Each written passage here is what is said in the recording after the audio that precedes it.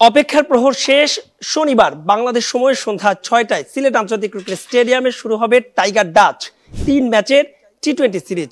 Asia কাপের বিবেচনায় এই সিরিজ ভীষণ গুরুত্বপূর্ণ। বাংলাদেশের জন্য অন্তত স্কোয়াডে থাকা 16 সদস্যের সবাইকে যে বাজিয়ে দেখতে হবে। লিটন কুমার দাস এবং ফিল সিমন্স এই দুজনার প্রেস কনফারেন্সে তেমন ইঙ্গিতই মিলেছে।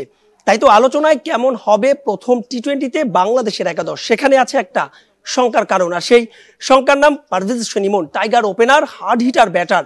অন্তত প্রথম ম্যাচের সুযোগ মিলবে তো না, পারফরমেন্সের জন্য নয়। ইমনের আছে ইনজুরির শঙ্কা। ফিল সিমন্স অর্থাৎ টাইগারদের হেড কোচ ফিল সিমন্স তিনি জানিয়েছেন ম্যাচ ডেতে ইমনের কন্ডিশন দেখে তার খেলার ব্যাপারে সিদ্ধান্ত নেওয়া হবে। আর শেষ পর্যন্ত যদি ইমন না খেলতে পারেন তবে সুযোগ মিলবে সাইফ হাসানের এবং তার সঙ্গী হবেন তানজিদ তামিম, আরেক hard hitter tiger opener. One ডাউনটা অধিনায়ক লিটন কুমার দাসের জন্য বরাদ্দ।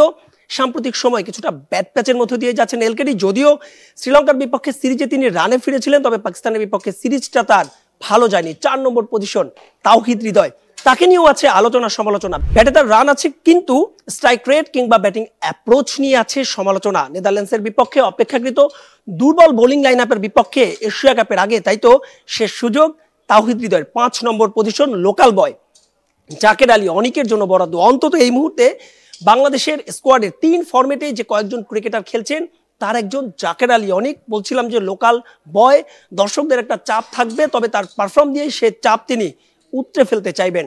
6 নম্বর পজিশনটা নিয়ে কিছুটা দোটানায় থাকবে কি টিম ম্যানেজমেন্ট। অন্তত নুরুল হাসান সোহান নাকি শামীম পাটোয়ারি। শামীমের জন্য সবচাইতে বড় যে সুবিধা, তিনি পিঞ্চ হিটার, শেষের দিকে স্লগ ওভারে রান তুলতে পারেন। তবে নুরুল হাসান সোহান প্রায় 3 বছর পরে দলে ফিরেছেন, তাকেও নিশ্চয়ই ছালিয়ে দেখতে চাইবে অন্তত এশিয়া কাপের আগে টিম ম্যানেজমেন্ট। 7 নম্বর পজিশন, সেখানেও শেখ মেহেদি সবচাইতে গুরুত্বপূর্ণ ব্যাটিং অলরাউন্ডার, সহঅধিনায়কের দায়িত্বে ছিলেন এই সিরিজের আগেও, হয়তো এই পজিশনটা তার জন্যই বরাদ্দ। 8 নম্বর পজিশন নিয়েও কিছুটা দোটানায় টিম ম্যানেজমেন্ট অন্তত প্রথম টি-20তে। নাসুম আহমেদ নাকি রিশাদ, সেক্ষেত্রে হয়তোবা নাসুমেরই সুযোগ মিলতে পারবে। বাকি 3টা স্লট পেসারদের জন্য বরাদ্দ। যেহেতু প্রথম টি-20 জয় দিয়ে শুরু করতে চায় বাংলাদেশ, তাই তো হাতে থাকা সেরা অস্ত্রগুলি হয়তো ব্যবহার করবে বাংলার টিম ম্যানেজমেন্ট। অর্থাৎ এই মুহূর্তে ফর্মে থাকা 3 পেসার তাসকিন আহমেদ, মুস্তাফিজুর রহমান এবং আরেক লোকাল বয় তানজিম সাকিব। সবকিছু ঠিক থাকলে সব মিলিয়ে এই একাদশ নিয়ে মাঠে নামবে বাংলাদেশ। বাংলাদেশের প্রথম ম্যাচের সম্ভাব্য একাদশটা যদি বলি, অর্থাৎ ইমন যদি ফিট না থাকেন, সাইফ, তানজিদ তামিম, লিটন কুমার দাস, তাওহিদ হৃদয়, জাকের আলী অনিক, নুরুল হাসান সোহান, শেখ মেহেদি, নাসুম আহমেদ, তাসকিন আহমেদ, মুস্তাফিজুর রহমান এবং তানজিম সাকিব। তবে সবকিছু নির্ধারণ হবে ম্যাচ ডেতে টসের আগে। মাহবুব লিমন, সিলেট আন্তর্জাতিক cricket stadium, star news, Sylhet.